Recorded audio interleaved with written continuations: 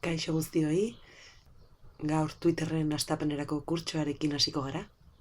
Gaur sarrera txiki bat egingo dizuet, bai, hurrengo asteko formakuntzara pasa aurretik.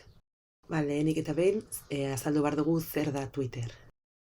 Twitter mikroblogin sare bat bezala definitzen da, bai. Bloga, interneten bidez ideia konpartitzeko sarearen aldetikan, bai, eta mikro hori, sare honetan bakarrik 280 karakter dituzten mezuak banatu ditazkegulako.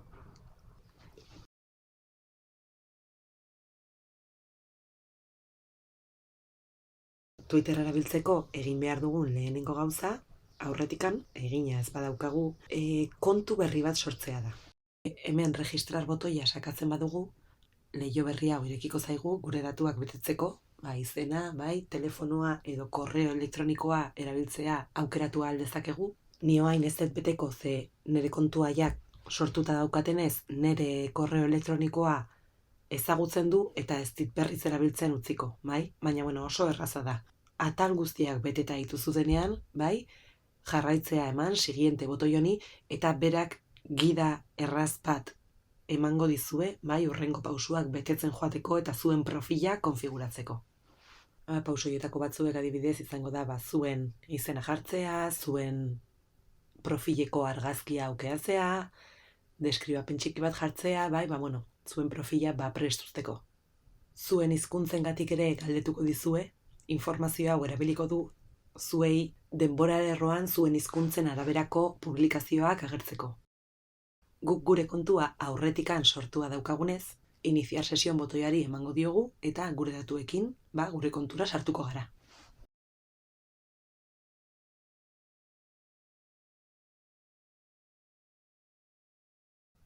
Azaldu nahi dizuedan lehen kontzeptua, erabilaren izenarena da. Hau izango da gure profilaren izena eta beste kontaktuekin erlazionatzen garenean, izen horren bidez etiketatu edo bilatuko gaituzte. Zuen kontua sortu berria baduzue, automatikoki sortzen zaizue izen hau, Eta hau eskuz aldatu dezakezue. Más opciones botoian klikatzen badugu, configuración y privacidad atalera sartuz, hor información de la cuenta atala bilatuko dugu, eta gure pasahitza eskatuko digu aldaketak egiteko, eta behin pasahitza sartuta ikusiko dugu lauki hau agertzen zaigula, gure kontuaren izena aldatzeko. Nire gomendioa kontuaren izen erraz bat aukeratzea da. Twitterrek normalean simboloekin eta zenbakiekin osatutako izenak gomendatzen dizkigu, baina, gogoratu jendea zuekin erlazionatzeko zuen izena, idatzi beharko duela. Beraz, nire gomendioa beti izena gogoratzeko eta idazteko erraza izatea da.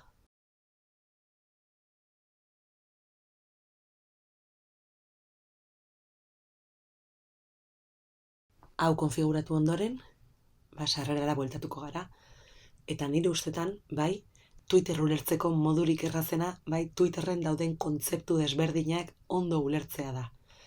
Hauek ondo ulertzen baditugu, sare honen erabilera nire ustetan oso erraza izango da, ez dauzkalako konplikazio handiegirik.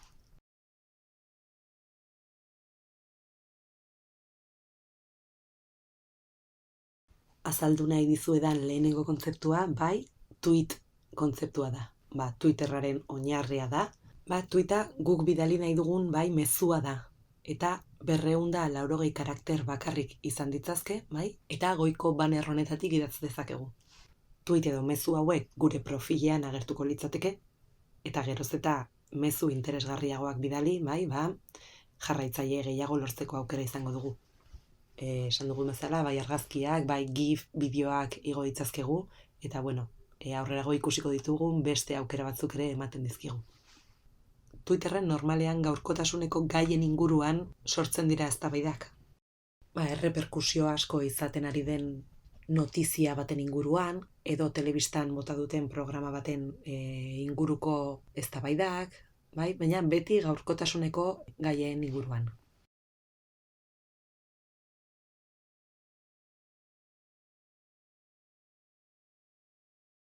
Azaldu nahi dizuedan bigarren kontzeptua retuita da. Ikusten dezuenez, behin norbaitek bere publikazioa edo bere tuita jarri duenean, guk retuit egiteko aukera daukagu. Hau da, tuit hau gure profilean edo gure denbora erroan konpartitzeko edo zabaltzeko aukera ematen digu.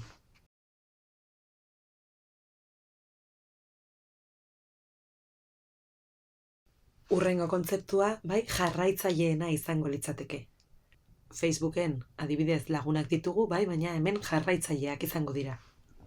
Adibidez, kontu honen gainean jartzen bagara ikusten dugu, gu jarraitzen ari garela kontu hau, baina adibidez, hemen eskuinean dauzkagu jarraipen gomendio batzuk, eta hauek jarraitzeko aukera ematen digu.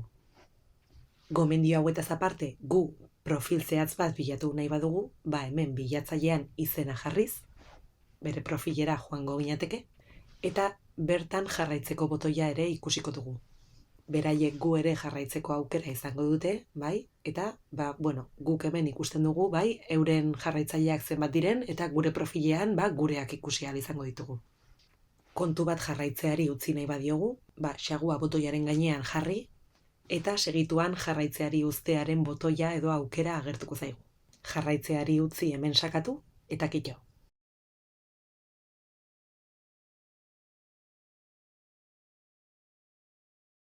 Azaldu beharreko hurrengo kontzeptua, mezu pribatuak edo zuzenak dira. Beste kontaktu bati mezu bat bidali nahi badiogu, bere profilean jarraitzearen botoiaren ondoan mezuaren botoia aurkituko duzue. Bertan sakatuz, mezu pribatu bat bidali ahal izango diozue erabiltzaile honi. Mezuen atala irekiko zaizue ikusten dezuenez, zuen kontaktuekin harremanetan jartzeko.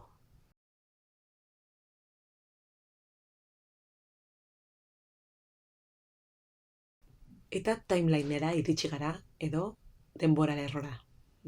Beste sare sozialetan bezala, erabiltzaileak balin bazarete, zuen kontaktuek partekatzen dituzten publikazio desberdinak ikusi ahal izango dituzue. Baita hauek egindako retuitak ere. Beraz, atal hau izango da zuen kontaktuen azken berriak ikus ditzakezuen lekua. Eta batzuetan ikusiko duzu ere agertuko zaizkizuela zuek jarraitzen ez dituzuen kontuen iragarkiak edo promozionatutako publikazioak.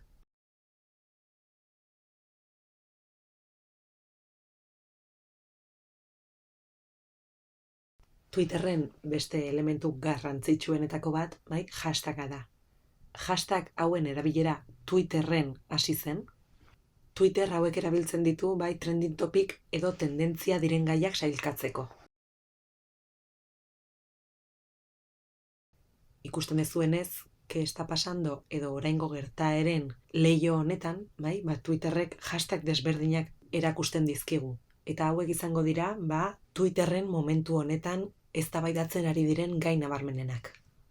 Beraz, ikusten dezuenez, hashtag hauek gure mezuen gaiak sailkatzeko oso erabilgarriak izan daitezke. Adibidez, tweet bat egin dezakegu kurtso honen inguruan, hemen idatziko genuke mezua,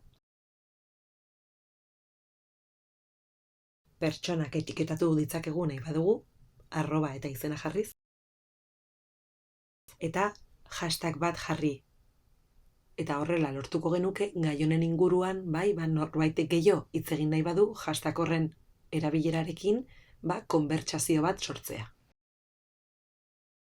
Horrela, sare sozialaren barruan, gai baten inguruko publikazio zehatzak bilatu ditzazkegu. Gai baten inguruan zeo zer gehiago jakin nahi badugu, adibidez Cruz Roja Espainia orain mugitzen ari den konbertsazioen inguruan, bere profilean sartuz hashtag humanidad ikusten dugu, asko erabiltzen dutela, eta beren gainean klikatuz, hashtag humanidadi lotutako publikazio guztiak agertuko zaizkigu.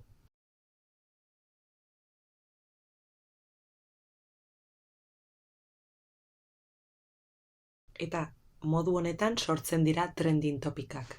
Edo orain gehiago jotzen ari diren gaiak. Gai hauek ikusi nahi baditugu, hemen explorar hashtag ikonoarekin agertzen den aukerari ematen diegunean, leiho hau irekiko digu, guretzako gomendatutako tendentziekin, estatuen arabera eta beste ubikazioen arabera ere, hurrengo asteko formakuntzan sakonago sartuko gara hau ikustera. zuek ahalik eta etekin handiena honi ateratzeko. Twitterrek bere algoritmoen bitartez, bai komentario aldetik edo hashtag aldetik, mugimendu gehien izaten ari diren publikazioak erakusten dizkigu.